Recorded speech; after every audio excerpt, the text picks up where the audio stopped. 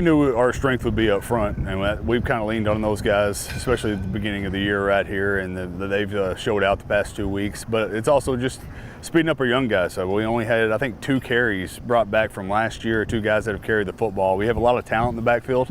It's just getting the youth caught back up. And they did a fantastic job, especially last week. We ran the ball for almost 400 yards. We ran for 399, and the week before we had one of our leading rushers was a sophomore. So you know that those guys are going to have to learn quickly, and they are, and that's the best sign that you can have going forward out here. Absolutely, and I know it was good to get the home opener here last week, and you guys clicking offensively and defensively, and you mentioned just being able to run the football. But what was working for you guys defensively? Defense, it's the same thing.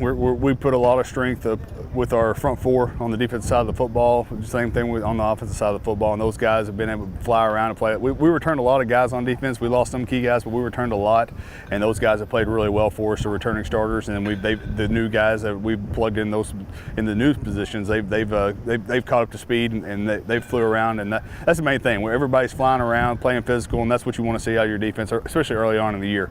Absolutely, and looking at EPC, and it's kind of hard to not look at them and look at Dennis Gaines. So just talking about this week, and just how you guys are kind of planning on attacking that. Oh yeah, I mean Dennis is a fantastic player. I mean he torched us last year, but they've got a lot of other players too. I mean their quarterback can go. They've got some receivers and some other skill guys that can run the football also, that can carry the football and take it to the house at any time. So we got to be lined up correctly on the defense side of the football, but we also got to be flying around and playing assignment football and making sure that we're in the spots that we need to be.